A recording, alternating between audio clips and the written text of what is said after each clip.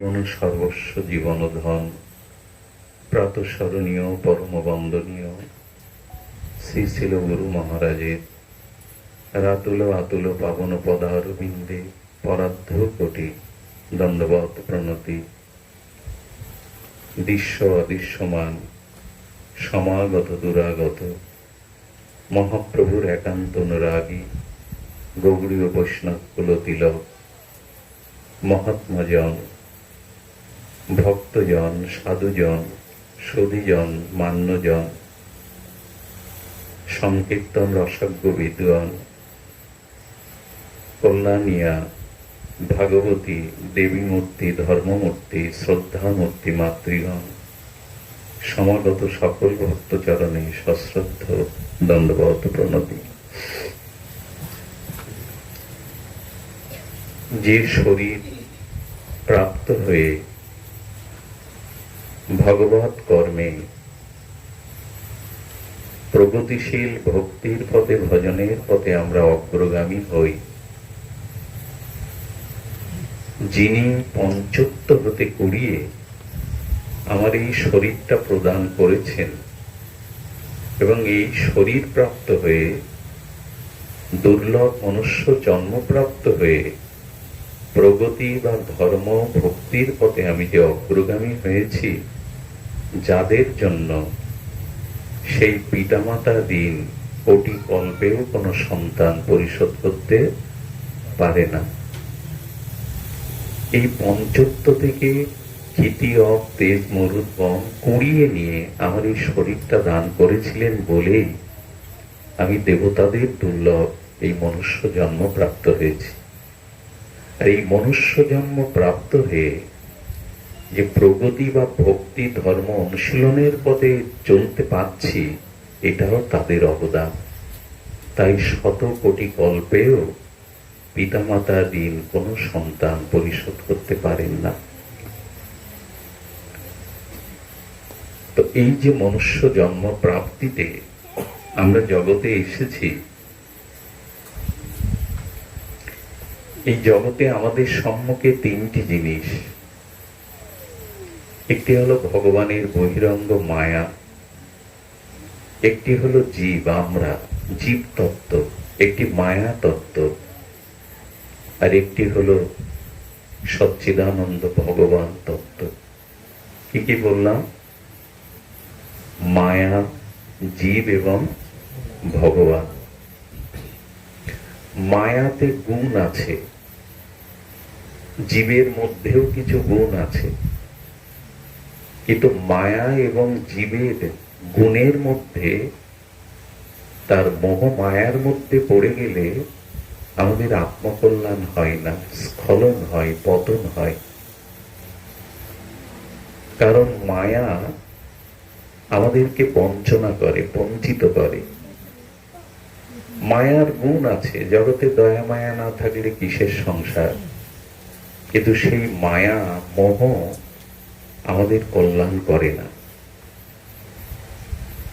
আর আমরা জীব বলে যা জানি, আমাদের মধ্যে যা গুণ আছে সেগুলি অভিমানে, অহংকারে পর্যবেসিত হয়। এই জন্য মায়ার দিকে, জীবের দিকে যখন জীবের গতি বা দৃষ্টি যায়, তখন তার আত্মকল্যাণ হয় না। আত্মকল্যাণ একমাত্র হয় ভক্ত বৎসল, অনন্ত মাধুর্য, অনন্ত ঐশ্বর্য, অনন্ত প্রেমের সিন্ধু ভগবানের দিকে যদি দৃষ্টি যায়। মায়ার দিকে যদি দৃষ্টি যায়, মায়াতে আবদ্ধ হতে হবে। আমরা হয়েই আছি মায়াতে, স্ত্রী আমার, পুত্র আমার, দেহ আমার।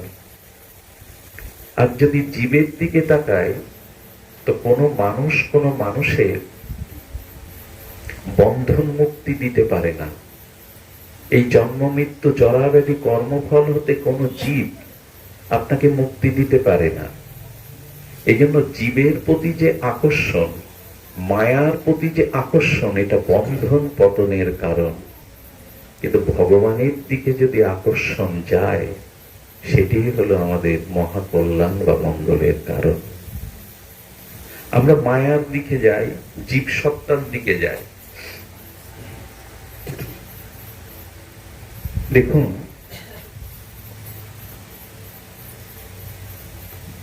ভগবানের দিকে আমাদের দৃষ্টি, ভগবানের দিকে আমাদের স্বাভাবিক আকর্ষণ, এটা আসতে চায় না সহজে। কিন্তু ভগবানের দিকে আমাদের আকর্ষণ বা ভগবানের দিকে আমাদের যে গতি, প্রগতি, এটি কল্যাণ। এই জন্য লক্ষ্য করবেন, এই সংসারে যতদিন কর্ম আছে ততদিন আপনার জন্মও আছে। জন্মটা হয় কেন? পুনর্জন্ম হয় কেন? কারণ আমি এ জন্মে যে কর্ম করেছি সেই কর্মের ফল ভোগের জন্য, প্রারব্ধের জন্য আমাকে আবার পুনরায় জন্মাতে হয়। আচ্ছা, কর্ম না থাকলে জন্ম থাকে না। যেদিন কর্ম ফুরাবে, জন্মটা হলো কর্মের কারণ। পূর্ব জন্মের কারণে, কর্মের কারণেই আমাকে পুনঃ পুনঃ জন্মাতে হচ্ছে। কারণ এই জগতে কারণ ছাড়া কোনো কার্য সংগঠিত হয় না। কোনো কাজ হতে গেলে তার পিছনে একটা কারণ। এখানে এসেছেন কেন, একটা কারণ আছে না? ভাগবত শ্রবণে এসেছেন। তো সংসারে আমরা আসি কেন বারবার? আমাদের কর্ম শেষ হয়নি। ওই কর্মের ফল যতদিন আছে ততদিন আমাকে পুনঃ পুনঃ জন্ম নিতে হবে। এই জন্য কর্ম যতদিন আছে ততদিন জন্ম আছে। জন্ম ফুরাবে কবে? আর এই পৃথিবীতে পুনঃ পুনঃ জন্ম মৃত্যু জরাব্যাধিতে আসতে হবে না। এই জন্মচক্র কবে ফুরাবে? খুব ধ্যান দিয়ে শুনুন, যেদিন কর্ম ফুরাবে। কর্ম কি ফুরায়? আচ্ছা, কর্ম, আমরা যে ক্রিয়া বা কর্ম করি তাতে কি সব পুণ্য কর্ম করি? কথা বলুন, সহজ করে আলোচনা করি। আমাদের জীবনে যে কর্ম সংগঠিত হয় তাতে কোনোটা সুকর্ম, কোনোটা দুষ্কর্ম, কোনোটা পাপময় অন্যায় কর্ম, কোনোটা বা পুণ্য কর্ম। এর দ্বারা কি হয়? ওই পাপ পুণ্য মিশ্রিত হয়ে যখন আমি জন্ম নেই তখন পাপের দ্বারা দুঃখ, পাপের দ্বারা আমাদের জীবনে পতন নেমে আসে।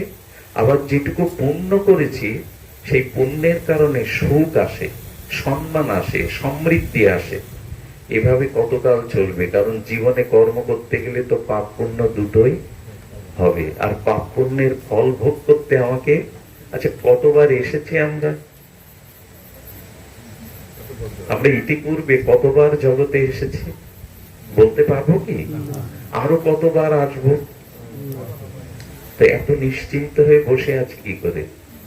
ফুরাবে না তো। কর্ম যতদিন আছে জন্ম, এবং ওই পাপ পুণ্য কর্মের, ভালো মন্দ কর্মের ফল আমরা ভুগছি। ভালো বা মন্দ দুটোই, সুখ বা দুঃখ ভোগ করছি। এখন এই চক্রটা কি করে নিষ্কৃতি হবে, কি করে ফুরাবে? এই উত্তরই আজ আমরা শুনবো ভাগবতের দিব্য আলোকে, চেতনায়। কারণ কর্ম থাকলে জন্ম থাকবে, আর জন্ম থাকলে জন্মের দ্বারা যে কর্ম পাপ পুণ্য হবে সেটা সুখ দুঃখ রূপে ভোগ করতে হবে। এই যে জন্ম মৃত্যু কর্ম প্রারব্ধ, এই ভুগতে হচ্ছে। এই নিষ্কৃতির জন্য আপনি কি চান আজ যাতে না আসতে? গোবিন্দ বলছেন, অর্জুন, বহুমেবে ব্যতীতানি জন্মানি তাবর জন্য। অর্জুন, তুমি আমি বহুবার এসেছি এর আগে, তুমি জানো না। তার মানে আমাদের বহুবার জন্ম হয়ে গেছে, আরো কত কোটিবার আসতে হবে। শুকর, কুকুর, কত কত হীন প্রাণীতে আত্মজ, অন্ডজ, শ্বেতজ, আকাশচারী, নভোচারী, জলচারী, কত প্রাণী হয়ে আসতে হবে, আর সুখ দুঃখ ভোগ করতে হবে। এর থেকে একমাত্র নিষ্কৃতি হলো ভগবানের দিকে নিজের দৃষ্টিটা ফেরানো। আর কোনো পথ খোলা নেই। কারণ এই জন্ম মৃত্যু জন্মকর্ম চক্র হতে আমাকে একমাত্র যিনি নিষ্কৃতি দিতে পারেন তিনি হলেন সর্বসমর্থবান শ্রী ভগবানই। দৃষ্টিটা ওদিকে দিতে হবে। সংসারের দৃষ্টি দিলে ফুরাবে না। আরো কতবার আসতে হবে, কত ভাবে আসতে হবে। ভগবানের দিকে দৃষ্টি দিলে কি হবে জানেন? ধান এটি যেখানে পড়বে, সরস মৃত্তিকায় পড়লে, জলের ধারা পড়লে ধান থেকে অঙ্কুর হবে। সে বালিতে পড়ুক, মাটিতে পড়ুক বা বস্তায় জল পড়ুক, অঙ্কুর হবে কিনা? কিন্তু খোসাটা যদি ছাড়িয়ে চাল করে রাখেন, চাল থেকে আর জল বা মাটিতে দিলে অঙ্কুর হবে কি? তো ভগবত চরণ আশ্রয় করলে মায়া এবং কর্ম দুটি ভক্তিতে রূপান্তরিত হবে। যখন ভগবত চরণে সমর্পণ হয়ে ভজনের দ্বারা ভক্তি আসবে, তখন ভগবান এই জন্ম মৃত্যুর কারণ যে কর্ম, প্রারব্ধ নাশ করে দেবেন। খুব সহজ কথা, ধানের খোসাটা ছাড়াতে হবে, আর ওর থেকে অঙ্কুর। ভগবত চরণে শরণ নিলে, ভজন করলে, ভগবত কৃপাতে আমার এই কর্মবন্ধন, মায়া বন্ধন বুঝে যাবে। এর থেকে মুক্তি দেওয়ার ক্ষমতা জগতে কারো নাই। তো এই জন্য শাস্ত্র বলছেন যে আচ্ছা, জন্ম কর্ম এড়াতে গেলে প্রথমে ভগবানের দিকে তো দৃষ্টি যায় না আমাদের। যতই বলি ভগবানের দিকে দৃষ্টি যায় না, আমার তো যায় না। ধ্যান দিয়ে শুনুন, খুব মন দিয়ে শুনুন।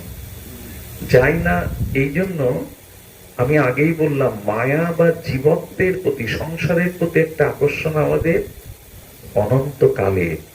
এই সহজে মুখের কথায়, বাণীতে, কারো প্রবচনে সহজে যাবে না। তো একটা উপায় আছে, আপনাকে একটু উপায়টা গ্রহণ করতে হবে। আচ্ছা, আমরা যখন কারোর সাথে আমাদের মত বিনিময় হয়, দেখা সাক্ষাৎ হয়, তখন কি নিয়ে আলোচনা করি? আলোচনা করি তার জন্মকর্ম নিয়ে। লক্ষ্য করবেন, আপনার বাড়ি কোথায়, কোথায় জন্মস্থান, কি করেন আপনি, ছেলে মেয়ে কয়জন, প্রসঙ্গ তো এইগুলো। কি চাকরি করেন, এই তো। আমরা একে অপরের সাথে কুশল বিনিময় হলে আলাপচারিতা কি করি? জন্মের কথা এবং তার কর্মের, এই তো। টোটাল কথাকে যদি একত্রিত করা যায় তো দুটো প্রসঙ্গ আসবে, তার জন্ম অর্থাৎ তার জন্মস্থান, সে কোথায় জন্মেছে, পিতামাতা আছে কিনা, সে কি কর্ম করে, তার ছেলে মেয়ে কি করে। সারা দিন সারা জীবন তো একে অপরের সাথে আলাপচারিতা এইগুলি হয় নাকি?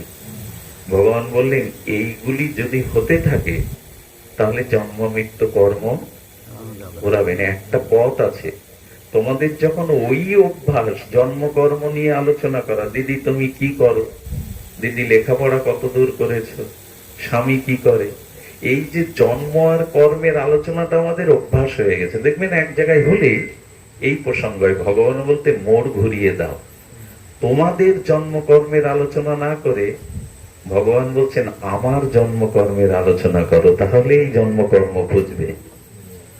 কথাটি গীতাতে ৪র্থ অধ্যায় ৯ম শ্লোকে ভগবান বলেছেন, জন্মকর্ম চমে দিব্যম, জন্মকর্ম চমে দিব্যমেবং যো ব্যক্তি তত্ত্বত ত্যক্তং দেহ পুনর্জন্ম নৈতি মামেতি সোহার্জুন। ভগবান বললেন তোমাদের জন্মকর্মের কথা আলোচনা না করে তোমরা যদি আমার জন্মকর্ম আলোচনা করো, তাহলে নৈতি মামিতি সোহার্জুন, আর তোমার পুনর্জন্ম। কত বড় কথা বলুন তো। আর বড় কথা আমাদের মাথায় আর গেছে। ভগবান বলছেন আমার জন্মকর্ম নিয়ে আলোচনা করো। জন্ম কর্ম চমে দিব্য মেবং যো ব্যক্তি তত্ত্বত, যে ব্যক্তি আমার দিব্য জন্মকর্ম নিয়ে আলোচনা প্রসঙ্গ করে, ত্যক্তং দেহ পুনর্জন্ম নৈতি মামিতি সোহার্জুন, পুনরায় তাকে আর এই জগতে আসতে হবে না। এখানে আমরা কার জন্মকর্ম নিয়ে বসেছি? আপনার আমার? কোন রাজনীতিবিদের? কার কথা নিয়ে বসেছি? কার জন্মকর্ম নিয়ে বসেছি? ভগবানের। অর্থাৎ যেখানে সাধু মুখে হরি কথা, ভগবানের দিব্য নাম রূপ লীলা কথা, ওইটাই শোনো, তাহলে আর তোমার পুনর্জন্মের কারণ হবে না। ভগবানের কথা এমন শক্তিশালী, এমন মহিমাপূর্ণ। ভগবানের জন্মকর্মের মধ্যে কি আছে? ভগবানের দিব্যতা আছে, ভগবানের মধ্যে, জন্মকর্মের মধ্যে অলৌকিক লোকপ্রিয় দিব্যতা আছে, মাধুর্য আছে। সেটা জানলে তোমার জন্মকর্ম আর হবে না। আমাদের সেদিকে লক্ষ্য আছে তো, ভগবানের দিব্য মহিমা এগুলি শ্রবণে। এই জন্য ভাগবত বলছেন, যতদিন হরিকথা না শুনবেন ততদিন কর্মফল ক্ষয়, জন্ম মৃত্যু এটি এড়ানো যাবে না।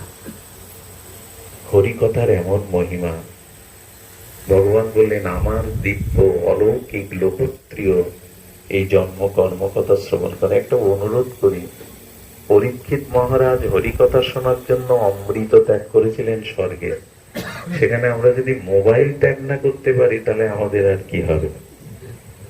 যিনি 7 দিনে মরতে বসেছেন, কুম্ভ নিয়ে বলছেন অমৃত পান করো, করলে আর মৃত্যু হবে না।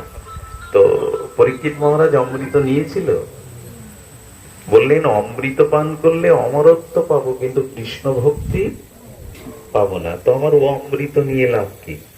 আমাকে কৃষ্ণ কথামৃত পান করান হে গুরুদেব, কৃষ্ণ কথামৃত পান করান। তো পরীক্ষিত মহারাজ অমৃত, স্বর্গের অমৃত দেবতাদের কাছে ফিরিয়ে দিলেন। আমরা মোবাইল ফেরাতে, অনেকেই কথা বলতে বলতে এখান থেকে উঠে যায়, মানে ওই কলটা, ওই কথাটা তার ভাগবতের থেকেও বেশি প্রয়োজন। কি করে মঙ্গলের আশা করি? একজন অমৃত ফিরিয়ে দিচ্ছে, মোবাইল ফেরাতে পারছি না, তো আমাদের কি গতি হবে? এই জন্য আপাতত হরিকথা শুনুন, তাতে জন্মকর্ম বন্ধন যাবে, আর পুনঃ পুনঃ এই জগতে আসা লাগবে না। সুদীপ বৃন্দ, শাস্ত্রে কি বলেছেন? শাস্ত্রে বারবার বলেছেন যে আমাদের ভগবানের জন্মকর্মের দিকে দৃষ্টি দিতে হবে। কারণ কি? আমাদের জন্মকর্ম যাতেই প্রারব্ধ না হয়। এবার ধ্যান দিন, আমাদের এই জগতে শোক, মোহ, তাপ, দুঃখ এটি স্বাভাবিকভাবেই আমাদের জীবনে আছে। এখন শাস্ত্র বারবার বলছেন, ভাগবত কথার দ্বারা আমাদের গ্রহণ করতে হবে, যেটি সিদ্ধান্ত নিতে হবে, যেটি দেখুন আমাদের বৈদিক সনাতন সভ্যতায় 3টি শাস্ত্রকে শ্রীমত উপাধি দেওয়া হয়েছে। কয়টাকে? আর কোন সনাতন সভ্যতা এই গ্রন্থের পূর্বে শ্রীমৎ শব্দ দেওয়া নেই, শ্রীমত। এক আছে শ্রীমৎ ভগবত গীতা, একটা হলো শ্রীমৎ ভাগবতম, আরেকটি আছে শ্রীমণ্ডিত রামায়ণ। এই 3টিতে শ্রীমত দেওয়া আছে। শ্রীমৎ ভগবত গীতাতে শ্রীমত, শ্রী মানে ঐশ্বর্য, শ্রী মানে মাধুর্য, শ্রী মানে প্রেম, শ্রী মানে রাধার ঠাকুরানী। আচ্ছা, রাজার মাথায় যদি রাজ মুকুট না থাকে তো রাজাকে শোভিত হবে তো? রাজার সম্মান হবে তো? রাজ মুকুট থাকলেই তুমি রাজা। তেমনি কোন কুলবধূকে, নববধূকে বিবাহের দিনে শৃঙ্গার করা হয়, সাজানো হয়। নববধূকে সুন্দর করে শৃঙ্গার করা হয়। তো যত গ্রন্থ আছে, এই শ্রীমৎ শব্দটি হলো গ্রন্থে শৃঙ্গার করা, অর্থাৎ শ্রী সৌন্দর্য মাধুর্যের পরকাষ্ঠা যে গ্রন্থে আছে সেই গ্রন্থকে বলা হয় শ্রীমৎ। একটি হলো শ্রীমৎ ভগবত গীতা, আরেকটি হলো শ্রীমৎ ভাগবত। এই দুটিতে শ্রীমৎ দেওয়া। অন্য পরবর্তীতে এসেছে রামচরিতমানস বা রামায়ণে শ্রীমৎ শব্দটা প্রয়োগ করেছেন আচার্যরা। আর কোন গ্রন্থে কিন্তু শ্রীমৎ শব্দ নাই। কেন নাই? একটু ধ্যান দিন। এই 3টি গ্রন্থই আমাদের জীবনে আমাদের প্রেমের পথ, মোহ, দুঃখ, জন্ম মৃত্যু, মুক্তির পথ দেখিয়েছে। প্রথমে যদি বলি শ্রীমৎ ভগবত গীতার কথা, গীতা হলো ভগবানের গীত, সঙ্গীত। ভগবান যে সঙ্গীত করেছেন, গীত করেছেন, সেই সঙ্গীত রসধ্রুব সুধা হলো শ্রীমৎ ভগবত গীতা, যে ভগবানের মুখ নির্গলিত, মুখশ্রিত, মুখ বিনিসৃত মহা সঙ্গীত, মহাবাণী। স্বয়ং ভগবান এই মাটিতে দাঁড়িয়ে ধরিত্রীর ধুলিতে দাঁড়িয়ে স্বয়ং ভগবান কথা বলছেন, এটা সাধারণ কি? সমস্ত গ্রন্থে দেখবে ঋষি বাচক, বশিষ্ঠ বাচক, ব্যাস বাচক, বাল্মীকি বাচক, কিন্তু এখানে কি বলছেন? শ্রী ভগবান। এই ভূমিতে দাঁড়িয়ে, মাটিতে দাঁড়িয়ে স্বয়ং ভগবান নিজ মুখে কথা বলছেন, সেটা সাধারণ হতে পারে? তো শ্রীমৎ ভগবত গীতা কি শিক্ষা দিচ্ছে, খুব ধ্যান দিতে হবে। গীতা কি শিক্ষা দিচ্ছে? গীতা আমাদের শিক্ষা দিচ্ছে যোগ ধর্ম। কি ধর্ম? যোগ মানে কিন্তু মেরুদণ্ড সোজা করে রেচক পুরো কুম্ভক করে ওই যোগ না। যোগ শব্দের অর্থ হলো ভগবানের সাথে যুক্ত হওয়া। নিশ্চয় কথাটা আপনাদের হৃদয়ে গেছে। যোগ মানে কি? যোগ মানে ভগবানের সাথে যুক্ত হওয়া, তাকে বলে যোগ। গীতা কি শাস্ত্র? গীতার প্রতিটি অধ্যায়ে কি লেখা আছে? যোগ শব্দটা আছে কিনা? গীতা হলো যোগ শাস্ত্র। যোগ মানে যা ভগবানের সাথে যুক্ত করে যায়। প্রথম অধ্যায়ের কি নাম? বিষাদ যোগ। বিষাদ যোগ। আচ্ছা, দুঃখ, কষ্ট, মোহ, যন্ত্রণা, কাপুরুষতা আমাদের পতন করে না উদ্ধার করে? দুঃখ, জরা, ব্যাধি, কাপুরুষতা এগুলো কি করে? মানুষকে পতন কারণ করে। তো গীতার প্রথম হলো বিষদ। অর্জুন কি বলছেন? এদের রক্তে রঞ্জিত হয়ে আমি রাজ সিংহাসনে বসবো না, আমি ভিক্ষা করে খাবো, তবু ওদের বধ আমি করব না। আত্মীয় রঙে গুরুকে বধ করে, আত্মীয়কে বধ করে আমি সেই রক্তে রঞ্জিত সিংহাসনে বসবো না। আমি যে যুদ্ধ করতে উদ্যত হয়েছে, এতে আমার মহাপাপ হয়েছে। গান্ডীবধারী অর্জুন গান্ডীব ত্যাগ করে, আর তার ওষ্ঠ শুকিয়ে গেল, কম্পিত কলেবরে ভৃত অশ্রু সজল নয়নে গান্ডীব ত্যাগ করে স্পষ্টই বললেন, আমি যুদ্ধ করব না। এটা পতনের কারণ না উদ্ধারের কারণ?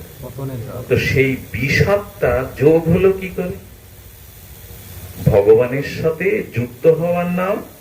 তো যার মোহ এসেছে, যে ভগবান বলছেন প্রলৈবং মাসমোগম পাত্ত নৈন পর্যুত্ততে ক্ষুদ্র হৃদয়ন্দর বললাম তেক্ততিষ্ঠ পরম তব অর্জুন।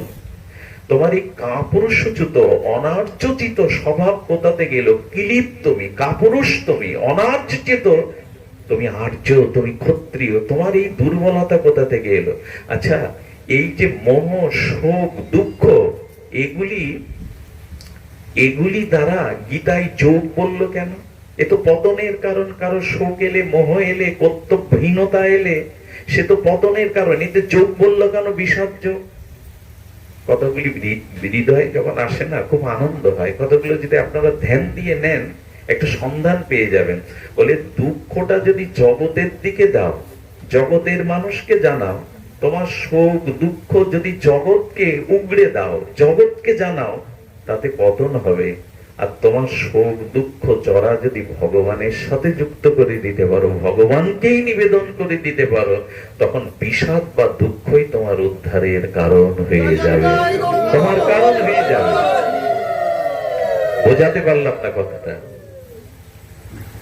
আমাদের জীবনে যে শোক, মোহ, দুঃখ যা কিছু পড়া যায়, সেটা কাকে জানাতে হবে? কার সাথে যুক্ত করতে হবে? এই সংসারে কেউ কারো ব্যথা দূর করতে পারে না, এই ক্ষমতা কারো নেই। আচ্ছা, আমার বুকের ব্যথা আপনি নিতে পারবেন? আমার মা নিতে পারবে? আমাকে সর্পে দংশন করলে বিষের জ্বালা আর কারো করবে? ব্যথা কেউ নিতে পারে না। আমার প্রারব্ধ কর্মফল কেউ নিতে পারে না। তো এই জন্য বলছে, জীবকে দুঃখ জানিয়ে কি করবে? অন্যের কাছে সমস্যা তুলে কি করবে? যদি জানাতেই হয়, যদি নিবেদনই করতে হয়, অর্জুনের মতো শোকমোহ ভগবানের সাথে যুক্ত করে দাও, ওই যোগই তোমার উদ্ধারের কারণ হবে। দুঃখ সহসা কাউকে জানাতে যাবেন না, একমাত্র ভগবানকে, শ্রী গুরুদেবকে জানান। ওইখানে দুঃখটা যোগ হলেও, ওই যে আমি বারবার বলি যে শব্দটা, গঙ্গা জল যদি পচার পুঁতি দুর্গন্ধময় ড্রেনে ফেলে দেন, ওই জল আর গঙ্গা জল বলে কেউ মাথায় নেবে? চরণামৃত মনে করে কেউ নেবে? কিন্তু ড্রেনের দূষিত জল যদি স্রোতস্বিনী গঙ্গায় গিয়ে পড়ে, ড্রেনের দূষিত জল যদি গঙ্গায় গিয়ে পড়ে, এখন আর দূষিত জল বলবে কেউ ওকে? তখন ওই গঙ্গার জলেই তো আসমন করবে, স্নান করবে। তো তোমার দুঃখ চড়া ব্যাধিটা তুমি ভগবানের সাথে অর্জুনের মতো ভগবানকে সামনে রেখে ভগবানকে জানাও, যুক্ত করে দাও, তখনই ওর থেকে উদ্ধারের পথ পাবে। এ জগতে কে কাকে কল্যাণ করতে পারে, মহা কল্যাণ করতে পারে, সবাই সুযোগ সন্ধানী সকলে। আর এখন তো পর উপকার উঠেই গেছে, স্বার্থ ছাড়া এখন মানুষ, খুবই কম মানুষ আছে এক পা ফেলে। আমার স্বার্থ না থাকলে আমি তোমার জন্য কি করতে যাব, আগে দেখি আমার স্বার্থ কোথায়। ভগবানের স্বভাব। ভরত যখন রামকে চিত্রকূটে ফিরিয়ে আনতে যাচ্ছে না, ভরত নিজের দিকে তাকিয়ে আর ধিক্কার দিচ্ছে, আমার কারণে প্রভু আজ বনবাসী, আমার কারণে প্রভু আজ বনে বনে ঘুরছে, আমি কোন মুখ নিয়ে প্রভুর সামনে দাঁড়াবো।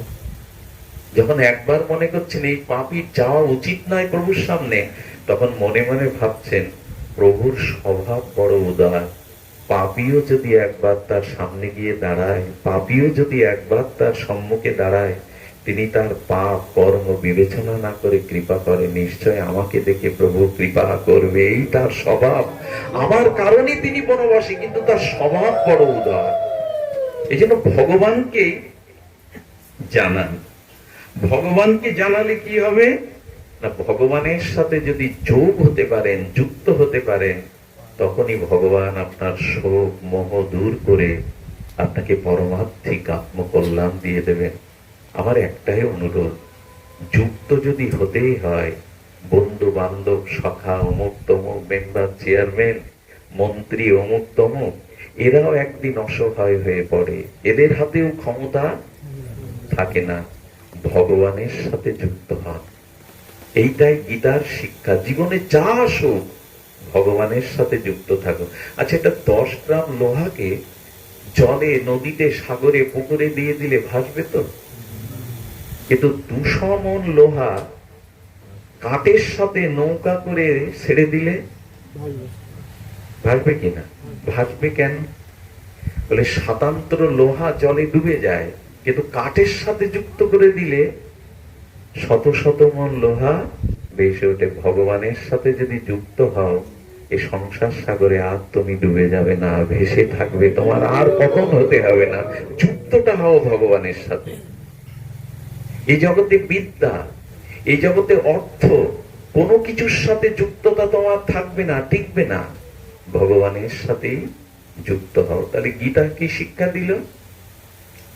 জীবনের যা কিছু ভগবানের সাথে যুক্ত করে দাও। ভাগবত কি শিক্ষা দিচ্ছে? ভাগবত হলো ভগবানের অপ্রাকৃত, ভক্ত ভগবানের অপ্রাকৃত লীলা মাধুর্য হলো ভাগবত। গীতা কি শাস্ত্র বললাম? সবার মনে নেই। গীতা হলো যোগ শাস্ত্র, ভাগবত হলো ভক্তি শাস্ত্র, যা শ্রবণে কীর্তনে কি হয়? ভক্তি হয়। ভাগবত কি দিতে এসেছেন জগতে? একটু বলুন, মুখে বললে সহজ হয়। ভক্তি দিতে এসেছেন। আর আমাদের প্রয়োজন কোনটা? ভক্তি প্রয়োজন।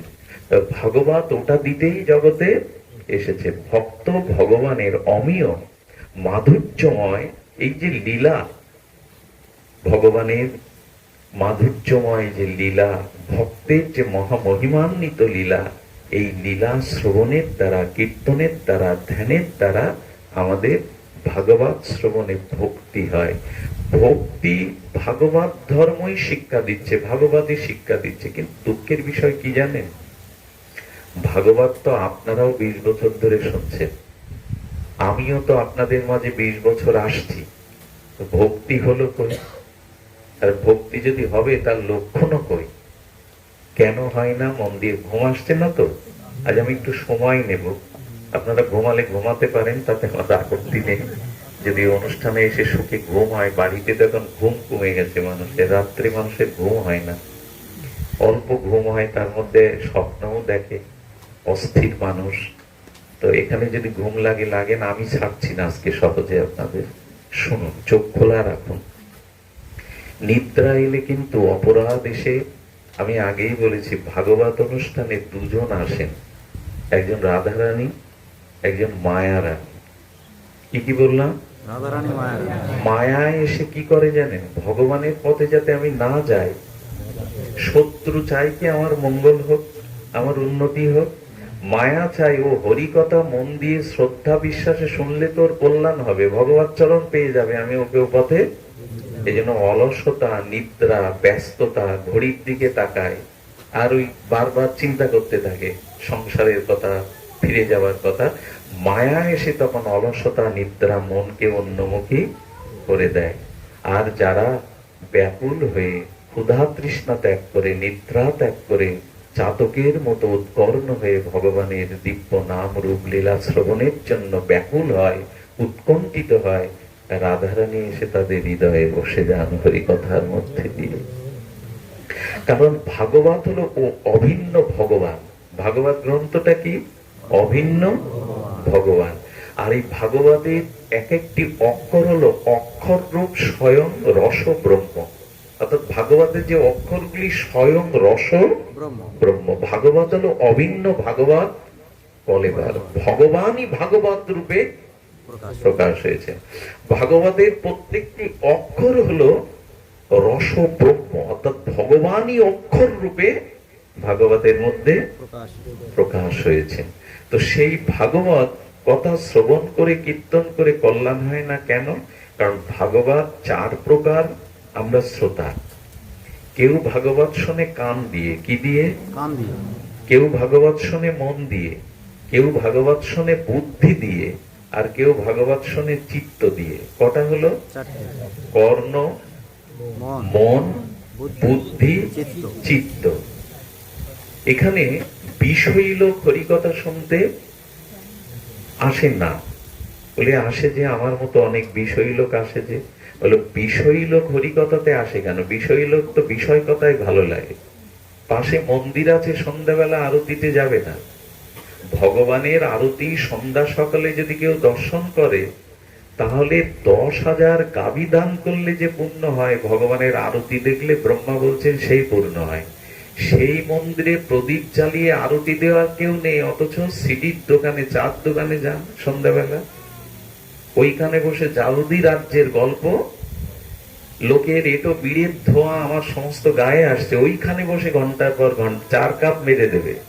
আর আলোচনা যা হয় তা তো জানেন, অথচ পাশে মন্দির, সেখানে যাবে না। ভগবান বলছেন আরতিতে যে জলশঙ্খ দিয়ে আরতি করে না, জলশঙ্খ, ওই জল মাথায় ছিটিয়ে দেয় না, বলো ওই জল যদি কারো মস্তকে পড়ে ভগবানের আরতির পরে, ব্রহ্মহত্যা পাপ হতে উনি মুক্ত হন। কিন্তু ওই জল আমরা মাথায় নিতে যাই না। আমরা ওই যে বলেছি ভগবানের চরণামৃত প্রতিদিন একটু করে নিলে অকাল মৃত্যু। বাবা এই মালাই কি দেখো, মালা অনেকেই বলে নাও না কেন, কি অবস্থা দেখো। সুধীজন, যেটা বলছিলাম সেটি হলো, লক্ষ্য করুন যে চরণামৃত নিলে কি হয়? অকাল মৃত্যু হরণ হয়। ব্যাধি থেকে মানুষ যদি শ্রদ্ধা ভরে নিতে পারেন, মানুষ চার নেশা জাগলে মাথা যন্ত্রণা শুরু হয়, চা না পেলে বাঁচবে না, অথচ চরণামৃত নিতে চায় না। আমরা আমাদের মঙ্গল চাই কোন মুখে? এই জন্য বিষয়ী লোকরা যেমন কাম যাদের মধ্যে, তারা যদি কামিনীর কথা শোনে, নারীর কথা শোনে, ওটা ওদের ভালো লাগে। উকিল যদি মামলার কথা শোনে তো তার ভালো লাগে। তো বিষয়ী লোক হরিকথাতে আসে কেন? আসার তো কথা না। বলে তারা আসে কেন জানেন? হরিকথার মধ্যে সহজ সুখ রাশি আছে। কি আছে হরিকথার মধ্যে? চিনির মধ্যে যেমন মিষ্টতা আছে, তেমন হরিকথার মধ্যে একটা সুখ আছে। কানে সুখ হয় বলে বিষয় লোকরা এসে মাঝে মাঝে হরিকথাতে বসে। যে হরিকথা স্বাভাবিক সুখময়, তাই কানে গেলে সুখ হয়। ওই পর্যন্ত ভালো লেগেছে, সুখ হওয়া ভালো লেগেছে, তারা বদলায় না। এবার গেল মন দিয়ে যারা শোনে। আপনারা অনেকেই মন দিয়ে শুনছেন, কিন্তু মন দিয়ে শুনলে কি হয়? এখানে যতক্ষণ থাকা হয় তখন মনটা ঠিক আছে, শান্ত থাকে, নিয়ন্ত্রিত থাকে। এখানে দেখুন নারী পুরুষ একসাথে বসেছি, কিন্তু এখন কারো মধ্যে কোনো বিকার আসছে না, কারণ মন এখন নিয়ন্ত্রিত। ভগবত কথার গুণ হলো, সাধু সঙ্গের গুণ হলো, এটা কর্ণে গেলে, সাধুদের মধ্যে বসলে মনের নিয়ন্ত্রণ আসে। মন আর বিপরীতগামী বিকার চিন্তা করতে পারে না। কিন্তু এখান থেকে উঠে গেলে সামান্য বাড়িতে গেলে আবার মন সেই পূর্বের যা কিছু সেই ভাবনার মধ্যে চলে যায়। এই জন্য মন দিয়ে হরিকথা শুনলে আপনার পরিবর্তন হবে না। তৃতীয় থাকলো বুদ্ধি দিয়ে শোনা। আপনি হরিকথা মনের সাথে সাথে বুদ্ধি যোগ করছেন, তাই তো এই কর্মের এই পরিণাম, এটা আমি জানলাম, এটা বিষ, এটা আমি জানলাম, এটা খেলে এই কর্ম করলে আমার পতন হবে, আমার জীবনে স্খলন হবে। আমি এটা যদি বুদ্ধির দ্বারা, দেখুন বুদ্ধির দ্বারা না শুনলে আপনার স্বভাব নিয়ন্ত্রণ হবে না। কেমন দেখুন, একটা বাচ্চা ছেলের হাতে 2000 টাকার নোট দিন, একটা শিশু বাচ্চার হাতে তার মেধা বা বুদ্ধি নেই, যেটা টাকা এবং এর দ্বারা অনেক কিছু প্রয়োজন মিটানো যায়। টাকাটা কি করবে? ও ছিঁড়ে ফেলে, দাঁত দিয়ে কি চিবায়, তাই তো। কিন্তু ওই ছেলেটা যখন বড় হয়ে টাকার মান বুঝলো বুদ্ধির দ্বারা, এটা 1000 বা 2000 টাকা, তখন যত্ন করে রাখবে কিনা? বোঝা যায় কি কথা? বুদ্ধি দিয়ে হরিকথা শোনার লোক খুব কম, যে আমি যা জানলাম এটাই কল্যাণ, এটাই পথ, এটাই পতন। এটি বুদ্ধির দ্বারা, বুদ্ধিটা কি করে জানেন? মন্থন করে। ঘোল আছে, কিন্তু মন্থন না করলে সকালবেলা মাখন উঠবে। বুদ্ধি দিয়ে যদি না শোনেন, তাহলে ওই শোনাটায়, ওই যে মন দিয়ে শুনলেন কিছুক্ষণ নিয়ন্ত্রণ থাকলো, কিন্তু চলে গেলে আবার যা তা। এই জন্য বুদ্ধিকে প্রয়োগ করুন। শিশুর মা মারা গেছে, 1 বছরের বা 2 বছরের শিশুর মা মারা গেছে, মায়ের কোলে দিলে দেখবেন মৃত মা উঠানে শোয়ানো রয়েছে, সবাই কাঁদছে, ও দেখবেন খেলবে মার কাছে গিয়ে। ও যে কি হারিয়েছে, এই বুদ্ধি ওর নেই। তো ভাগবত আমরা বুদ্ধি দিয়ে শুনি, তো বুদ্ধি মানে বিচার করি, তো আজকে যা শুনলাম তা আমি করবো কিনা, এটাই তো আমার কল্যাণের পথ, এটাই তো আমার মঙ্গলের পথ। এই বুদ্ধি দিয়ে যারা শোনে, তারা কিছুদিনের জন্য নিয়ন্ত্রণ হয়, কিছুদিন তিলক মালা দীক্ষা ভগবত পথে মন্দিরে যেতে থাকে, কিছুদিন পর আবার তাদের ভাটা পড়ে। প্রথম না খুব আবেগ থাকে, দীক্ষা নিলাম, মালা তিলক নিলাম, মন্দিরে যেতে শুরু করলাম, কিছুদিন পর আবার শিথিলতা চলে যায়। তাহলে কি দিয়ে শুনলে স্বভাব সংশোধন হবে? বাকি থাকলো কি? চিত্ত। এগুলো ভেদটা বুঝতে হবে। ভাগবত কোনো গল্প আসর নয়, ঠাকুরমত ঝুলি নয়, ভাগবত সমস্ত বেদান্তের সার। কি দিয়ে শুনলে আমার জন্মান্তরে স্বভাব পরিবর্তন হবে? চিত্ত দিয়ে। চিত্ত কাকে বলে?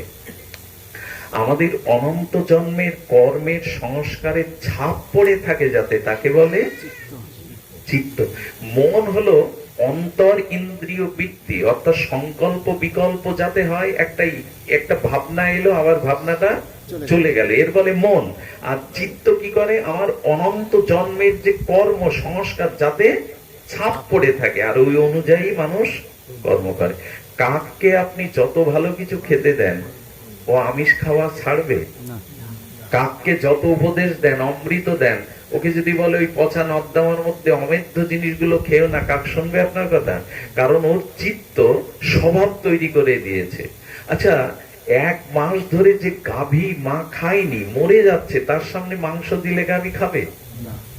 আর বাঘের সামনে যদি, ক্ষুধার্ত বাঘের সামনে যদি আপনি ঘাস কুটো দেন, মরে গেলেও খাবে? কারণ ওই চিত্তে ওর স্বভাবটা রয়ে গেছে। চিত্ত কি করে বোঝায় বলুন তো? স্বর্ণকাররা কি করে? আগেকার দিনে একটা কাঠের উপরে, লাল গালার উপরে অলংকারটা সেটে দিয়ে ডিজাইন করতো কিনা? যখন অলংকারটা ডিজাইন হয়ে যেত, তুলে নিলে ওই গালার উপরে ছাপ থেকে যেত কিনা? থাকে কিনা? তেমন আমরা যে কর্মগুলো করেছি, সেই কর্মের ছাপটা চিত্তে পড়ে, মনে না।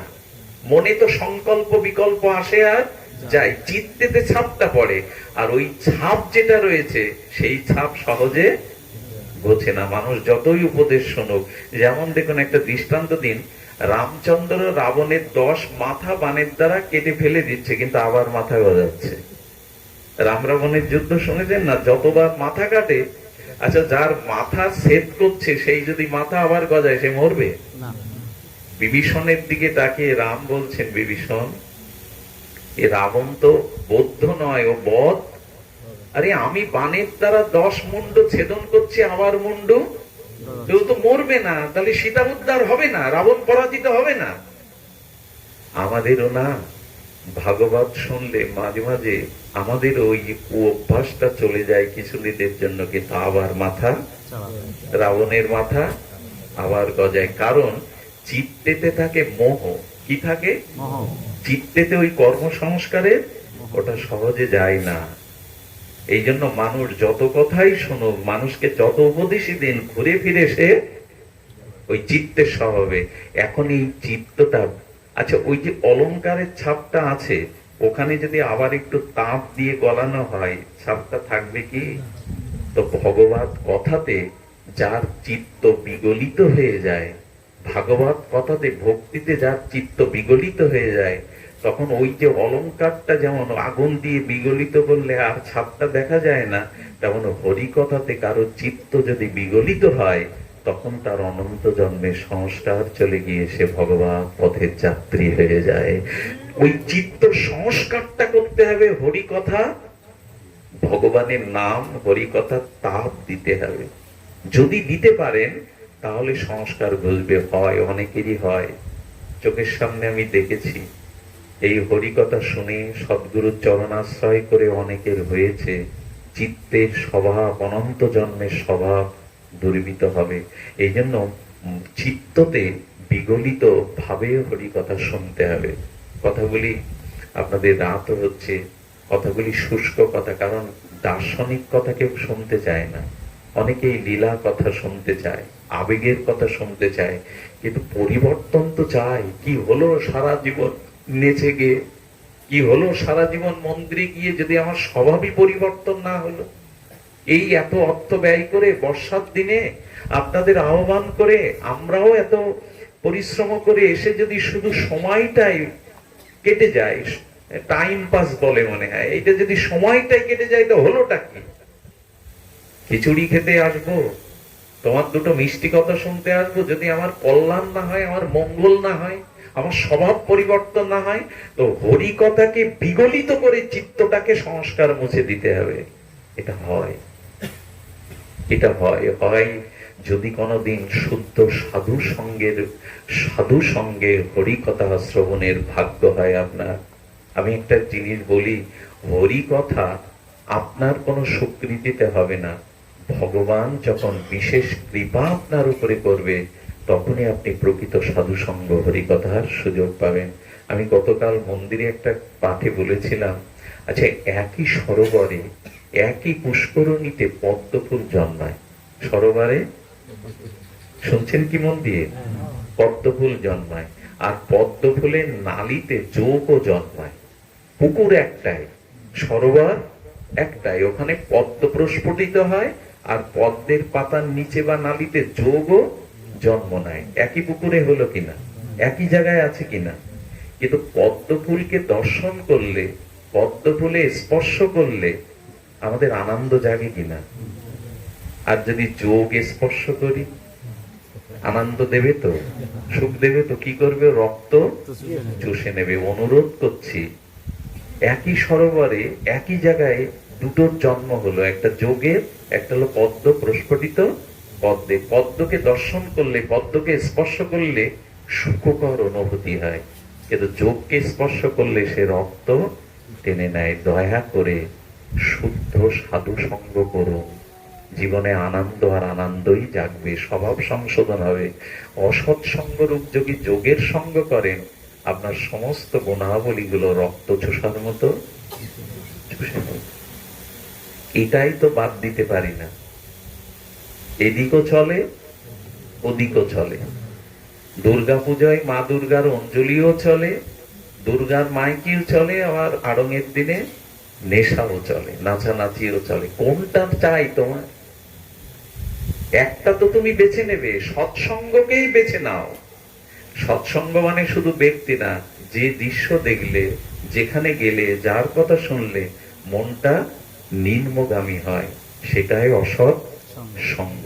এমনও শাস্ত্রে বলে, যার মুখে হরি কথা নাই তার কাছে তুমি যে গেলেই শুধু বিষয় কথা বলে, কামনা বাসনার কথা বলে, তার কাছে যেও না। যোগের মতো তোমার সমস্ত সুবুদ্ধি গুলো চুষে নেবে। যার মুখ হেরি ভুলে যাবে হরি, তার মুখের দিকে তাকানোর দরকার নেই, এড়িয়ে যাও, তাকে অসম্মান করো না, সমালোচনা করো না, কিন্তু তাকে ট্রাকের পেছনে বেশ ভালো ভালো কথা লেখা থাকে, 100 হাত, কথাটা আমার মাঝে মাঝে চোখে পড়ে, 100 হাত দূরে থাকুন, এদের থেকে সম্মান করুন, সমালোচনা করবেন না, কিন্তু এদের থেকে দূরে থাকুন। সুধীবৃন্দ, এই জন্য আপনাদের কাছে অনুরোধ করব, দেখুন এই জগতে সুধাও আছে, বিষও আছে। তো সুধা পান করলে আমাদের আনন্দ বর্ধন হয়, আর বিষ পান করলে আমাদের পতনই হয়। দুটোই দ্রব্য, সৎসঙ্গকে বেছে নিন। দুটো একসাথে করতে যাবেন না, জীবন হারিয়ে ফেলবেন, জীবনের গতি কখনো নির্ণয় হবে না। আচ্ছা, আগুনে পুড়ে মরলে দেহের ক্ষতি হয়, আত্মার কোনো ক্ষতি? কিন্তু অসৎ সঙ্গ করতে করতে যদি মৃত্যু হয়, তাহলে আত্মার গতিটা 84 লক্ষ জনই নিচে নামতে হয়। আগুনে পুড়ে দেহ মৃত্যু হলে দেহের ক্ষতি হয়, আত্মার ক্ষতি হয় না। কিন্তু অসৎ সঙ্গ করতে করতে যদি পতন হয়, আত্মা 84 লক্ষ জনই নিচে নেমে যায়। বলছিলাম, ভাগবতে কি দেয় আমাদের? ভাগবত কি শাস্ত্র? ভক্তি শাস্ত্র। এই ভক্তি এমন একটি স্বতন্ত্র ভগবানের স্বরূপ বৃত্তি বা শক্তি, যে কোনো অবস্থান থেকেই আপনি ভক্তি পেতে পারেন। কি বলা হলো? যে কোনো অবস্থান থেকেই আপনি ভক্তি পেতে পারেন। আচ্ছা, কেউ যদি বলে আমার বয়স বেশি হয়নি, আমি ভক্তি পাবো না, ধ্রুব বলছে আমার বয়স 5 বছর, 5 বছরেই আমি ভগবানকে লাভ করেছি। ভক্তি যে কোনো পরিস্থিতি, যে কোনো অবস্থা থেকে আপনি ভগবানের ভক্তি করতে পারেন, ভগবান লাভ করতে পারেন। ভক্তি এমন একটা স্বতন্ত্র ক্ষমতা, যে ভক্তি যে কোনো অবস্থান থেকেই আপনাকে কল্যাণ করতে পারে। কেউ বলে বয়স হয়নি আমার, আমরা হিন্দুরাই একথা বেশি বলি। ছেলে মেয়েকে এখন পড়াও, লেখাপড়া করাও, বিএ পাস করাও, এমএ পাস করাও, ডাক্তার মাস্টার করো, তারপরে ধর্মকর্ম পরে করবে। হ্যাঁ, ডাক্তার মাস্টার হোক, সন্তানকে মানুষ করতে হবে, কিন্তু যদি তার মধ্যে মনুষ্যত্ব না দিতে পারেন, শুদ্ধ ভগবান ভজন না দিতে পারেন, তবে সৎ ডাক্তার হবে কিনা সন্দেহ আছে, সৎ মাস্টার হবে কিনা। সকলেই সৎ নয়। স্কুলের কোন শিক্ষক যদি তার ছাত্রী, তার কন্যা সমতুল্য, তাদের দিকে কুদৃষ্টি দেয়, তো তার সেই শিক্ষার কি মূল্য আছে? ডাক্তার যদি সরকারি দেওয়া গরিব দুঃখীর ওষুধগুলো বেশি দিয়ে 5 লাখ টাকার বাথরুম তৈরি করে, সে ডাক্তারই তার কিসের সফলতা আছে? সৎ ডাক্তার হতে হবে, সৎ মাস্টার হতে হবে, তবেই না সার্থকতা। তবে সৎ সহজে হওয়া যায় না।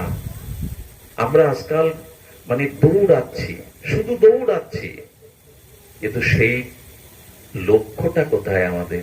এই জন্য বলছেন, ভাগবত ভক্তিবিহীন জ্ঞান, ভাগবত ভক্তিহীন বিদ্যা এক সময় তার ধ্বংসের বা পতনের কারণ হয়ে দাঁড়ায়। ভক্তিযুক্ত কর্ম, ভক্তিযুক্ত যা কিছু কর্ম, সেটা মঙ্গলপ্রদ, কল্যাণপ্রদ হয়ে ওঠে।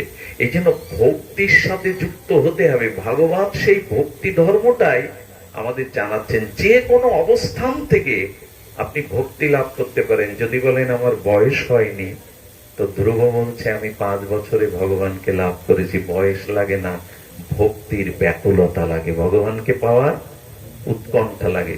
যদি বলে আমার অর্থ নেই, যদি বলি আমার অর্থ নেই, অর্থ না থাকলে আমি ভাগবত অনুষ্ঠান, বৈষ্ণব সেবা কি করে দেব?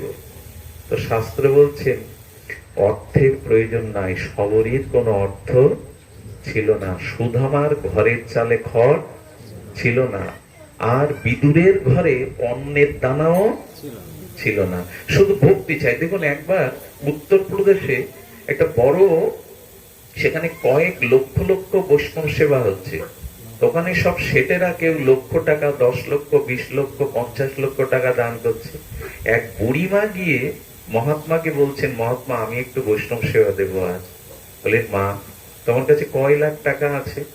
আঁচল থেকে বের করে একটা 5 টাকার কয়েন বের করে দিয়েছে। পাশে বলছেন, প্রভু উনি কি ঠাট্টা করতেছেন? বুড়ির দিকে তাকিয়ে দেখেন, ওনার চোখে জল। বাবা, অনেক দিনের ইচ্ছা, একটু বৈষ্ণব সেবা দেবো, এটা হবে না? মহাত্মার চোখে জল এসে গেছে। বলছে, দাও মাও, ওই টাকাটা, অন্যের টাকাটা খামি করে নিচ্ছিল, ওই টাকাটা দুহাত পেতে নিয়েছে, নিয়ে বলছেন, প্রভু 5 টাকায় বৈষ্ণব সেবা, ওনাকে কেন মিথ্যা আশ্বাস দিচ্ছেন আপনি? 5 টাকায় কি করে বৈষ্ণব সেবা হবে?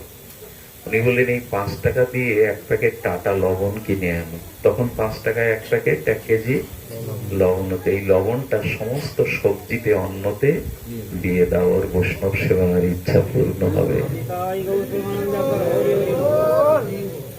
অনেকেই বলে আমার সামর্থ্য, দেখবেন অর্থ যার আছে, এই অর্থ 3 ভাবে অর্থ নিয়োগ দিতে হয়, 3 ভাবে অর্থ কার্যকারিতা করতে হয়।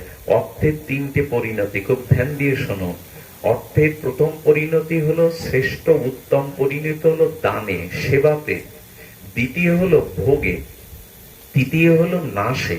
কটা বললাম? অর্থ যারা আছে তার এই 3 পরিণতি অর্থে। প্রথমত, অর্থ যদি থাকে তার একটা অংশ ভগবত কাজে, মহৎ কাজে, ভগবত সেবায়, বৈষ্ণব সেবায়, দুঃখী জনের সেবায়, এক কথায় মহৎ কাজে অর্থ দান দাও, নালে কি হবে? ওই অর্থ উত্তম রূপে পরিগণিত হবে। মধ্যম কোনটা? ভোগ করা। যদি দান না করার ইচ্ছা থাকে, যদি তোমার সাধু সেবার ইচ্ছা না থাকে, ভগবতের ইচ্ছা না থাকে, সৎ কাজে, সমাজের মঙ্গল কাজে দেওয়ার ইচ্ছা না থাকে, তবে অন্তত অর্থটা ভোগ করো।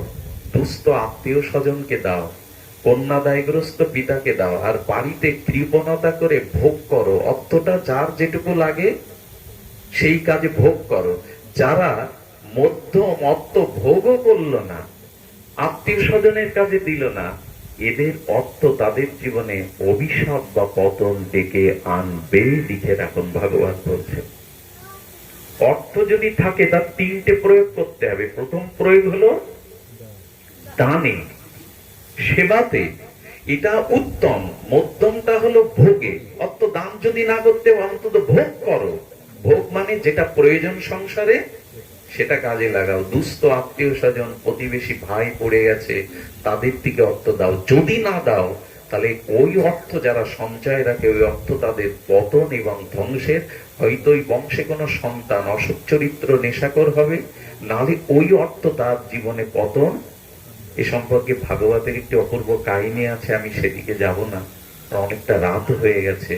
অর্থকে সদ্ব্যবহার করতে শিখুন, না হলে অর্থের পরিণতি বড়। আজকে চারিদিকে তাকিয়ে দেখুন, অনেক সাম্রাজ্য আজ নাই, অনেক জমিদারিত্ব আজ নাই, ধুলায় মিশে গেছে।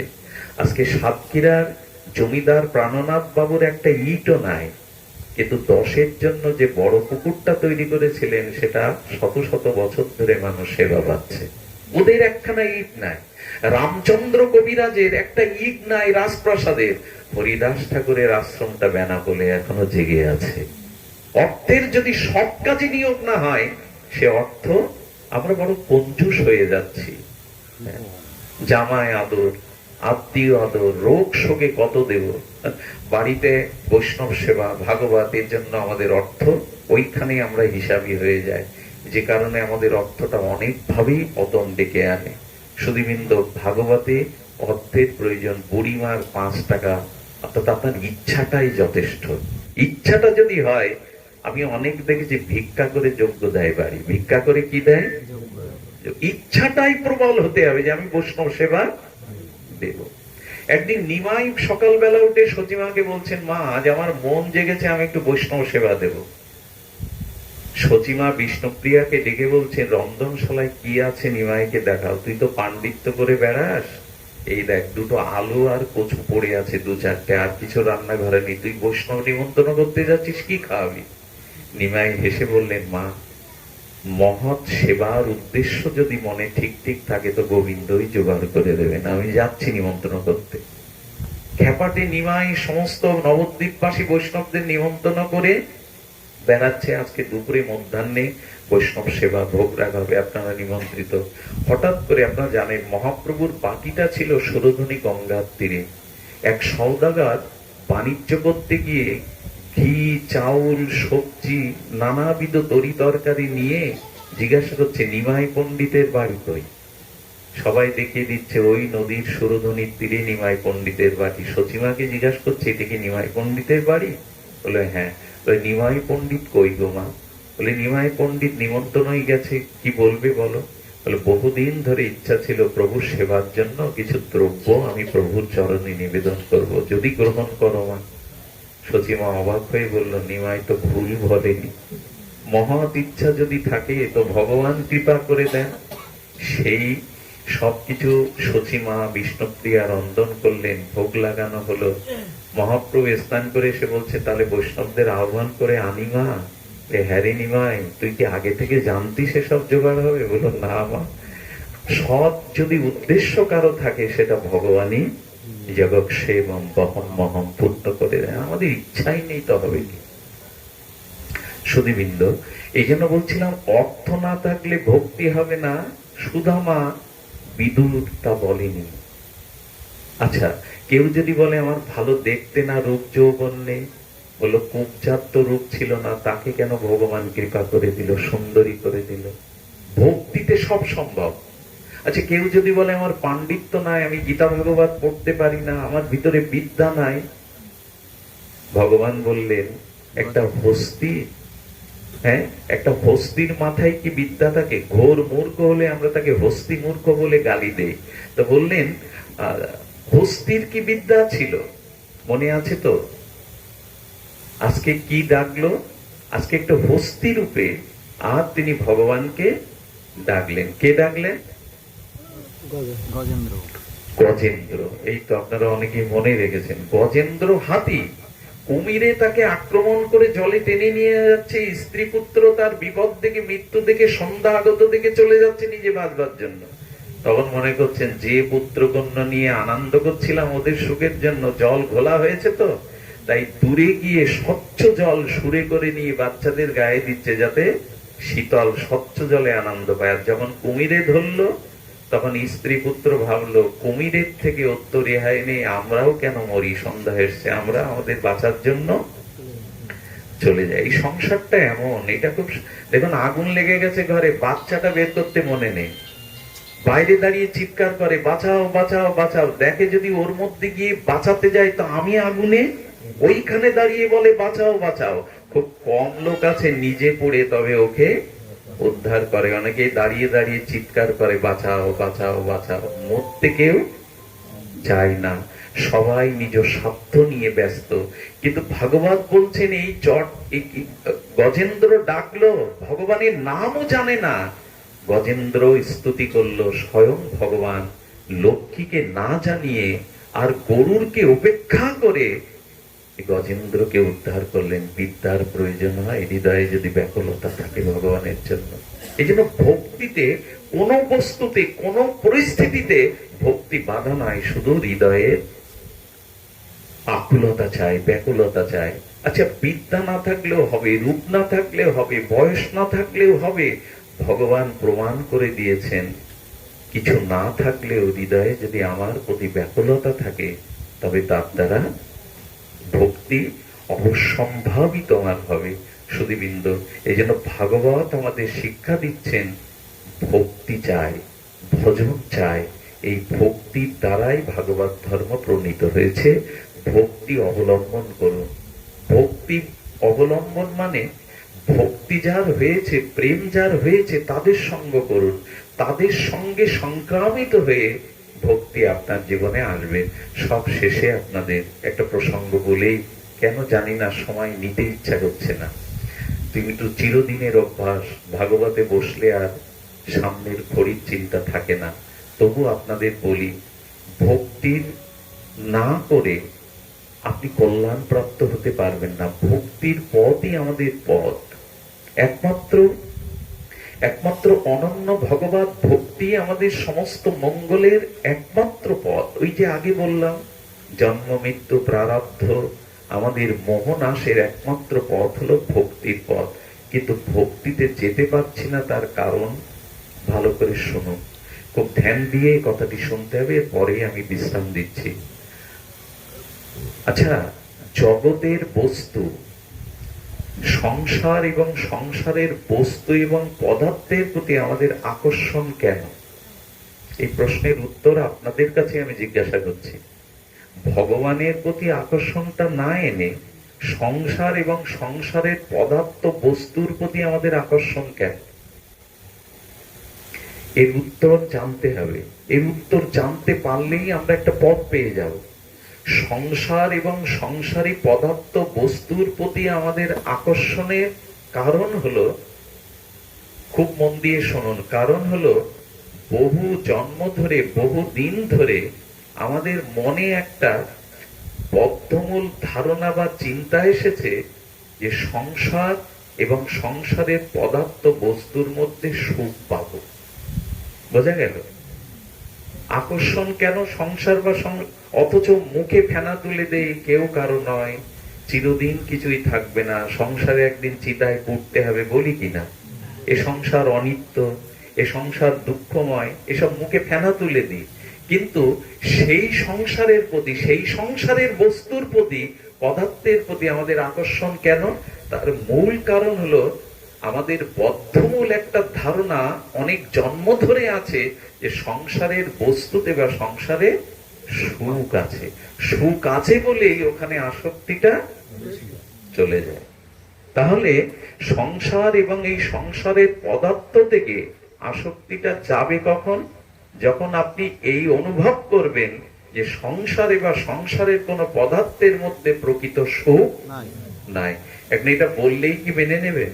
বাড়ি, গাড়ি, সুন্দরী রমণী, পদ, প্রতিষ্ঠা, যৌবন, এর মধ্যে সুখ নেই? এটা ভাগবত প্রমাণ করেছেন, এর মধ্যে সুখ নাই। এটা সুখের ছায়া দেখে। আমি কয়েকটি দৃষ্টান্ত আপনাদের মাঝে আনছি, যদি আপনারা গ্রহণ করতে পারেন। ভাগবত অব্যর্থ একটি দৃষ্টান্ত দিয়েছেন। আচ্ছা, আপনার খুব ক্ষুধা লেগেছে, আপনার সামনে উপাদিও কিছু খাদ্য দেওয়া হলো, সেই খাদ্যটা খেয়ে ক্ষুধাটা নিবৃত্তি হলে আপনি সুখ পান কিনা? সুখ পান কিনা? তার মানে আপনি ভেবে নিয়েছেন ক্ষুধার উপদেয় খাদ্য গ্রহণ করে ক্ষুধা নিবৃত্তি হলে তার মধ্যে সুখ আছে। তার মানে খাদ্যের মধ্যে ক্ষুধা নিবৃত্তি আছে, আর ক্ষুধা নিবৃত্তি হলে সুখ আছে। কথাটি ঠিক নয়। আচ্ছা, আপনি ক্ষুধার খাদ্য খেয়ে সুখ হলো, ক্ষুধা চলে গেল, তখনই যদি ওর থেকে আরো দ্বিগুণ, আরো উপাদেয় খাদ্য এনে জোর করে আপনাকে খাওয়ানো হয়, তখন সুখ না হয়ে কষ্ট হবে কিনা? বিরক্তি হবে কিনা? এখন খাদ্যের মধ্যে যদি সুখ থাকতো তাহলে সব সময় সুখ থাকতো। বোঝা যায় কি? পেট ভরে গেলে, ক্ষুধা চলে গেলে যদি আবার জোর করে কেউ আপনাকে দেয়, অস্বস্তি হয় কিনা? ফেলে দিয়ে বিরক্তি হয়ে হাঁটেন কিনা? তার মানে খাদ্যের মধ্যে যদি সুখ থাকতো সবসময় সুখ পেতেন, এখন পাচ্ছেন না কেন? খাদ্যের মধ্যে সুখ নাই। বললেন আমাদের এরকম বোঝালে হবে না তো, ক্ষুধা লেগেছে খাদ্য খেলাম বলে তো সুখ হয়। বললো ক্ষুধাতে খাদ্য পেয়েছি বলে সুখ হয় না। কি হয় জানেন? ওই ক্ষুধাটা নিবৃত্তি হলো, আর ওই ক্ষুধা নিবৃত্তির একটা ছাপ, একটা ছায়া আত্মাতে পড়লো। খাদ্যতে সুখ হলে সব সময় খাদ্যতে সুখ হতো, কিন্তু উদর পরিপূরণ হলে খাদ্যতে আর সুখ পাওয়া যায় না। এই জন্য শাস্ত্রে বলছেন সুখ একমাত্র, আনন্দ একমাত্র এই বস্তুটা আছে আত্মায়, শরীরে, রূপে, কোন বস্তুতে এটা নাই। আত্মাতে কি করে বোঝায়? আত্মাতে ছাড়া সংসারের কোন পদার্থে সুখ নাই। আচ্ছা, এবার গেল সুন্দরে আমরা সুখ খুঁজে পাই, রূপ সুন্দর, যা কিছু সুন্দর তার মধ্যে সুখ খুঁজে পাই। আচ্ছা, সুন্দর কাকে বলে? সুন্দর কাকে বলে দেখুন, আমরা জেনেছি সুখ, এই যে সুখটা, সুন্দরতাটা নাই। ভারতবর্ষে বা আমাদের দেশের মানুষের গায়ের পরিষ্কার গৌর বরণ যাদের, পরিষ্কার রং যাদের, তাদের অতি সুন্দরতাকে নির্ণয় করি।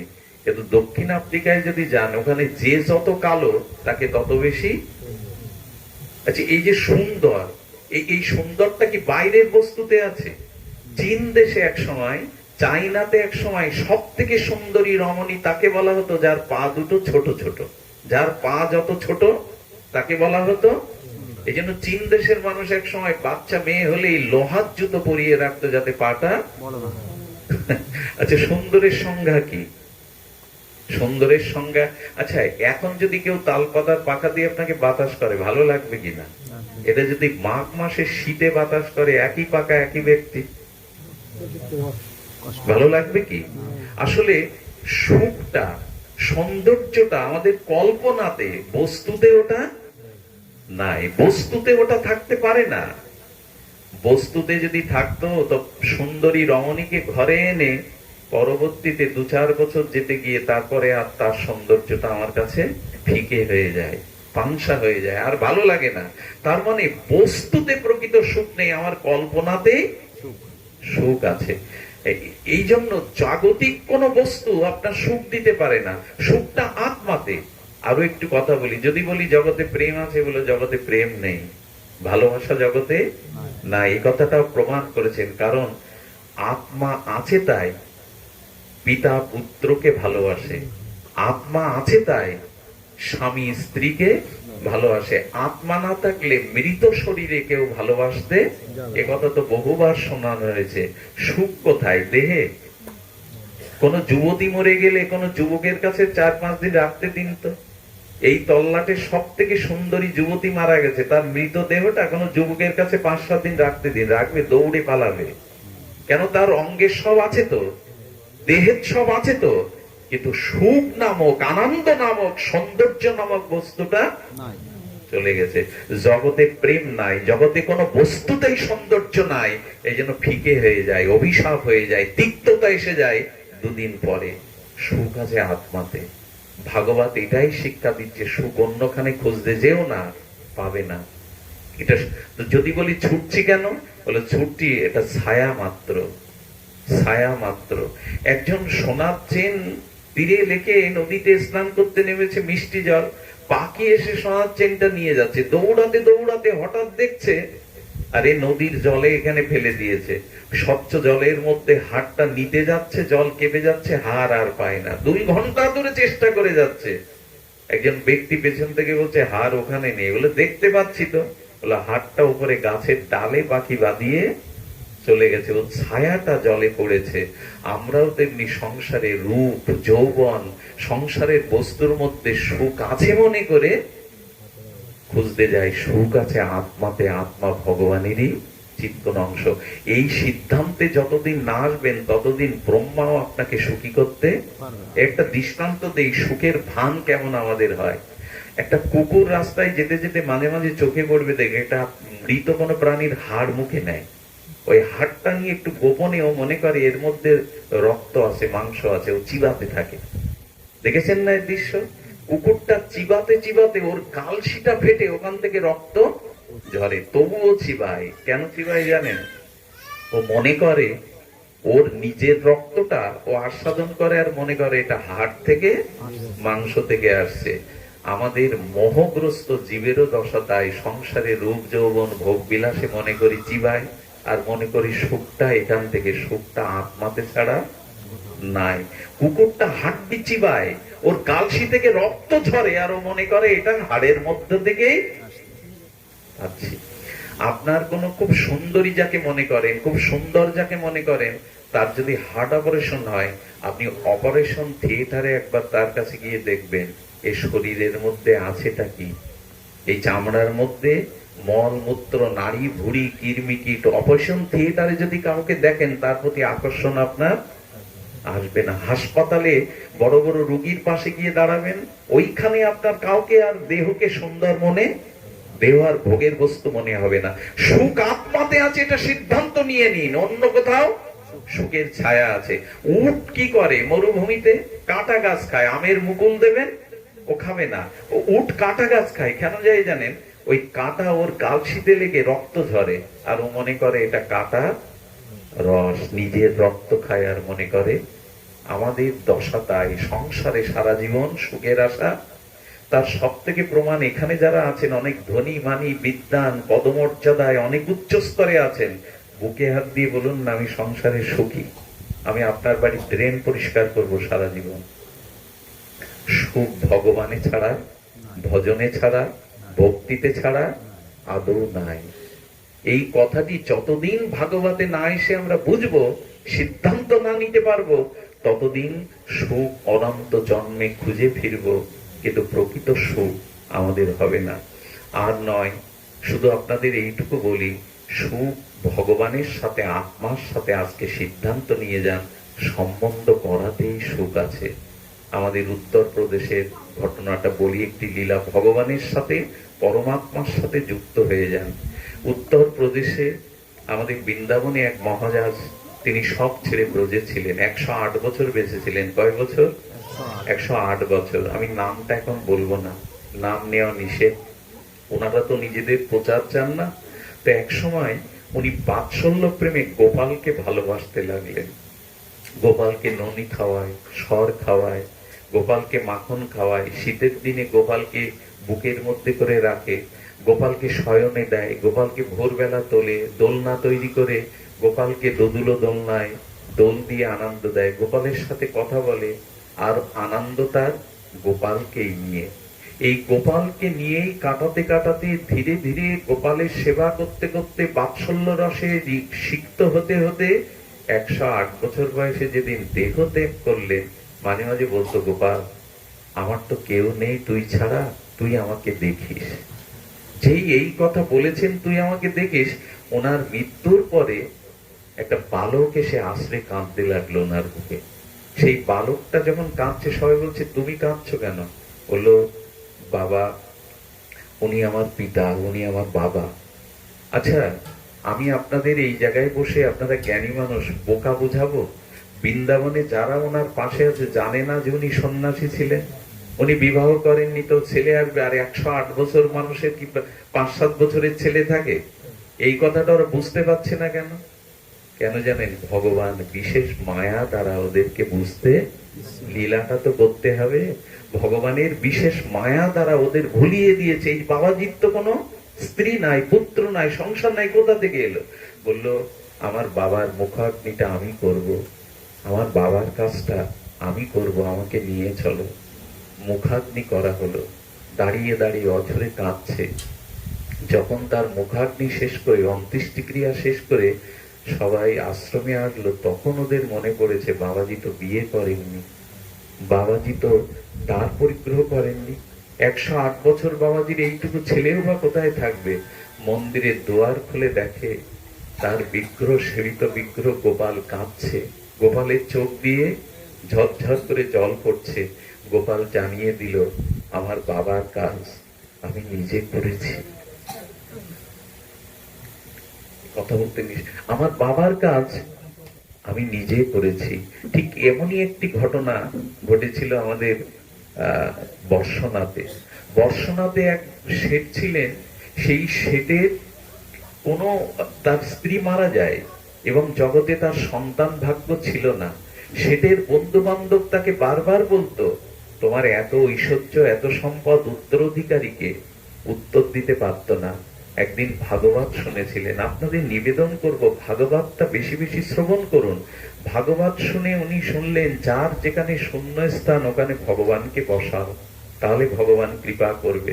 সুধীজন, ওই দিন শুনে বাবাজির কাছ থেকে গোপাল অভিষেক করে প্রাণ প্রতিষ্ঠা করে ঘরে এনে পুত্রের মর্যাদায় দিয়ে দিল। 6 মাসের মধ্যে দানপত্র লিখে দিল আমার সবাই সম্পত্তি গোপালে। যখন বন্ধু বান্ধব এসে খেলতো আর জিজ্ঞাসা করতো কাকে দিয়ে যাবে, বলে ওই গোপালকেই দানপত্র করে দিয়েছে, ওই আমার পুত্র। এই আস্থা আমাদের আছে তো, আমরা এরকম পাগল নাই যে গোপালকেই দানপত্র করে দিয়ে যাব। শেঠ এমনি করে করেই গোপাল গোপাল করতে করতেই চলে গেল। যেদিন মারা গেল, কি বলবো, অমনি একটা বাচ্চা এসে এত কান্নাকাটি করতে লাগলো। শেঠের বন্ধু বান্ধব ভাবলো ছেলেটাকে হয়তো ভালোবাসতো, খাবার আদি চকলেট আদি দিত, ওর দ্বারাই আমরা ওর মুখাগ্নিটা করি। মুখাগ্নি করা হলো। স্নান করতে এসে ডুব দিয়ে আর ছেলেটাকে পাওয়া গেল না। জেলেদের দিয়ে পুকুরে জাল ফেলে দেখা গেল ছেলেটা মরলে তো তার লাশ পাওয়া যাবে, লাশ পাওয়া গেল না। মন্দিরে এসে সবাই দেখছে ভগবান আগে ভাগে শ্যামক দড়ি সাদা কাপড় পরে চোখে জল ফেলছে। আমার বাবার দায়িত্ব আমার। এই ঘটনা বেশি দিনের নয়। ভগবানের সাথে সম্বন্ধটা যুক্ত করুন। এই ভগবানের সাথে সম্বন্ধ যুক্তই হলো আমাদের প্রাপ্তি, আমাদের কল্যাণের একমাত্র উপায়। দ্বিতীয় কোনো পথ এই সংসারে যে সম্বন্ধই করেন ওটা টিকবে না। এই অনিত্য সংসারে কোনো সম্বন্ধই টিকবে না। এই জন্য শ্রী ভগবানের সাথে সম্বন্ধটা নিত্য যুক্ত করুন। ভগবানকে ভালোবাসা ছাড়া, ভগবানের সাথে সম্বন্ধ ছাড়া আমাদের কল্যাণের কোনো পথ খোলা নেই, আনন্দেরও কোনো পথ খোলা নেই। এমনি করে তিনি যুগে যুগে সর্বভাবে এসে আর তার দায়িত্ব তিনি পালন করেন, যে তাকে পুত্র রূপে ভাবে। আমাদের আমাদের একজন মাতাজি বৃন্দাবনে, তিনি মারা গেলে গোবিন্দ কাঁধে করে তাকে নিয়ে যমুনায় স্নান করিয়ে, কারণ ওই ওই মাতাজি আমাদের এই ঢাকাতেই বাড়ি ছিল।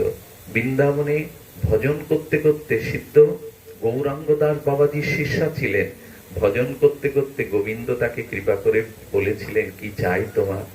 কি চেয়েছিল জানেন? হে মাধব, তুমি যদি আমার প্রিয় পরম হও, আমার শেষ যাত্রায় তুমি আমার সাথে থাকবে, কথা দাও। ব্রজবাসীরা যখন এই মাকে, গৌরী মাকে নিয়ে যায়, মাটির নাম ছিল গৌরী মা, গৌরী মাকে যখন 4 জন করে ব্রজবাসীরা যমুনায় নিয়ে যাচ্ছে, হঠাৎ রথ থেকে এক তরতাজা সুদর্শন যুবক নেমেই কারো কথা না শুনে সেই চালির একটা অংশ কাঁধে নিল। যার অংশটা ছাড়িয়ে দিল, সে অবাক হয়ে দেখছে কোথা থেকে এই যুবক এলো, কি তার অপরূপ রূপ। উনি যমুনায় গিয়ে আর গৌরীমাকে স্নান করিয়ে বলেছিলেন, গৌরী দেখো, আমি তোমার শেষ যাত্রায় সাথে আছি, আমি কথা দিয়েছিলাম তোমায় গৌরী, আমি তোমার শেষ যাত্রায় সাথে থাকবো। তাকে স্নান করিয়ে চিরদিনের মতো মালা চন্দন পরিয়ে নিত্য লোকে ভগবানই তাকে নিয়ে গিয়েছিলেন। ভরসাটা ভগবানের প্রতি করুন। এই সংসারে ভরসার স্থল কোথাও নাই। কর্তব্য করতে হয়, সংসারে করতে হবে, আয় রোজগার করতে হবে, করতে হবে, এদের দায়িত্ব আমার উপরে দেখতে হবে, কিন্তু ভরসাটা, সম্বন্ধটা ভগবানের সাথে না করলে বড় ভুল হয়ে যাবে। শ্মশানে মানুষ যায়, চিতায় জ্বালানোর সাথে সাথে দেখবেন 1 ঘন্টার মধ্যে 1/2 লোক চলে আসে। আমি অনেককে শ্মশানে জিজ্ঞাসা করেছি, চলে যাচ্ছেন কেন? বলে দোকান তো খোলা না, বন্ধ। মরবে মরবে, রাত্রি মর, তাহলে আর দোকান বন্ধ হয় না। এই হলো আপনজনদের কথা। অনেকেই বলে বিদ্যুৎ বিলটা কালকে দিতে গেলে আমাকে ফাইন দিতে হবে। মরবি মর, আমাকে কেন বিদ্যুৎ বিলের ফাইল দিতে গেলে? আবার না আসলেও লোক কি বলবে? এই হলো আপনি যাদের সাথে মিশেছেন, যারা আপনার বন্ধু বান্ধব, আত্মীয় স্বজন, তাদেরই পরিভাষা এটি। আরো বলবে, দেখো দেখো আমি বাধ্যতামূলক এসেছি, আসার মতো না, আমি বড় ব্যস্ত। এই হলো আমাদের অবস্থা। এই জন্য শিব ঠাকুর চিতা থেকে ছাই মেঘে বলেছিলেন, তুমি মরে গিয়ে জানিয়ে গেলে প্রকৃত আপনজন ভগবান ছাড়া আর কেহ নয়। আমি আপনাদের বিশ্রামের আগে এই কথা বলি, এই বাড়ির যিনি মাতাজি, আমাদের স্বপ্না মাতাজি,